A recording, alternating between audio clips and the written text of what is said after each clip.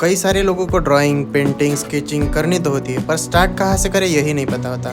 तो आपके इसी क्वेश्चन का सोल्यूशन लेकर आया हूँ मैं। Hello everyone, I am Aditya और इस सीरीज़ में हम बिल्कुल ज़ीरो से स्टार्ट करने वाले हैं। अब शुरुआत हम एक सिंपल सी चीज़ से करेंगे कि पेंसिल को पकड़ते कैसे हैं। कई सारे लोग पेंसिल को बिल्कुल पास से पकड़ते हैं, कई सारे ऐसे दूर से भी पकड़ते हैं। हर एक आर्टिस्ट का अपना अपना अलग तरीका होता है, अपना अलग अंदाज़ होता है। जब आदमी एक परफेक्शन के लेवल तक पहुंच जाता है तो हर कोई अलग अलग तरीके से पेंसिल यूज़ करना सीख जाता है।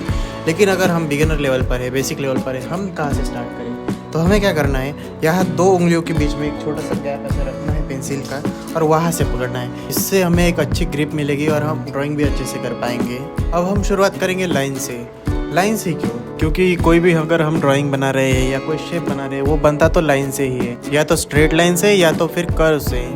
अब मैं आपको एक एग्जांपल बताता हूँ। देखिए मेरे हाथ में आपको ये मोबाइल दिख रहा होगा। अगर हमें इसकी ड्राइंग बनानी है तो हमें अच्छे से लाइन्स आनी चाहिए।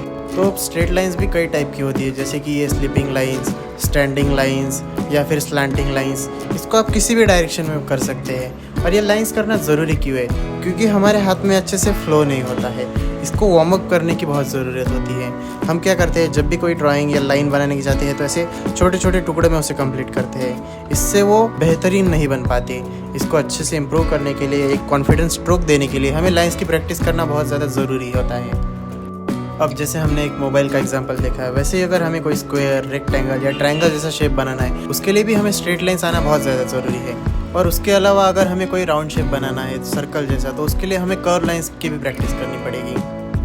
तो इस तरह से हमें पूरे एक पेपर पर सिर्फ स्लिपिंग लाइंस की प्रैक्टिस करनी है पहले, स्ट्रेट लाइंस में, उसके बाद स्टैंडिंग लाइंस की भी प्रैक्टिस करनी है। और इस सब प्रैक्टिस से ही हमारे हाथ को एक फ्री फ्लो आएगा, एक कॉन्फिडेंस स्ट्रोक्स हम दे पाएंगे।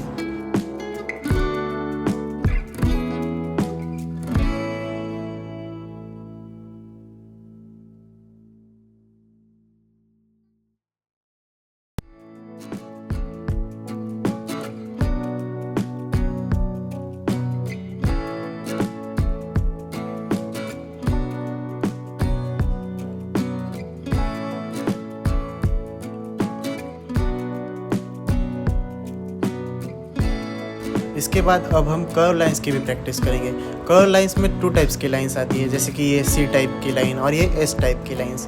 इन सारी लाइन से ही मिलकर कई सारे शेप बनते हैं। मान लो अगर हमें कोई वॉच का शेप बनाना है या कोई भी सर्कुलर शेप बनाना है, तो उसके लिए हमें कर्व लाइंस की बहुत ज़्यादा प्रैक्टिस करनी होती है और ये मल्टीपल टाइम्स करना है। इसी से आपका हैंड फ्री होगा और इसे हम कई तरीके से प्रैक्टिस कर सकते हैं। मान लीजिए अब हमने ये सर्कल बना लिया, तो अब इस सर्कल के अंदर हमें बिल्कुल लाइंस बनाते रहना है सर्कुलर मोशन में, जब तक हम पूरा सेंटर तक नहीं पहुंच जाते हैं।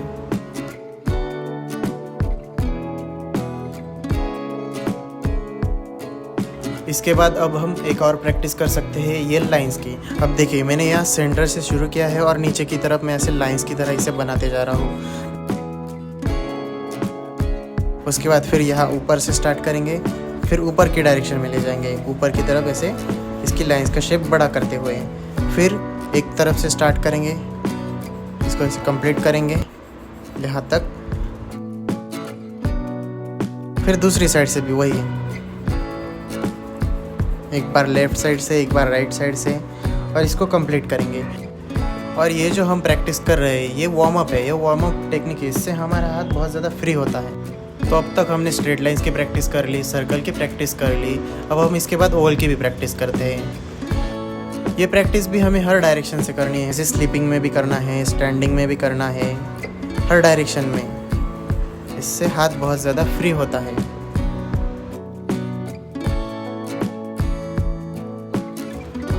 इसमें भी हम कई तरीके से प्रैक्टिस कर सकते हैं। मान लीजिए जैसे बच्चे ये माउंटेन्स की ड्राइंग बनाते हैं या फिर कर्व लाइंस में माउंटेन बनाते हैं, बिल्कुल इस तरह से प्रैक्टिस कर सकते हैं। अब हम देखेंगे कि किस तरह से हम अपने लाइंस को कंट्रोल में कर सकते हैं। अपने पेंसिल की जो ग्रिप है उसे कंट्रोल कैसे कर सकते हैं, उसके लिए हम यहाँ पर एक बॉक्स बना लेंगे ऐसे स्क्वायर शेप में। साइड में और एक बड़ा बॉक्स बनाएंगे, बिल्कुल सिंगल स्ट्रोक में। इसमें छोटे छोटे लाइंस से बनाना नहीं है, एक ही सिंगल स्ट्रोक में पूरा बॉक्स बनाना होता है हमें। फिर और एक बड़ा बॉक्स बनाते हैं और यहाँ से स्टार्ट करेंगे हम स्ट्रेट लाइंस देना, बिल्कुल स्ट्रेट, स्टार्ट से एंड तक। ऐसे स्लिपिंग लाइंस देनी है शुरुआत में।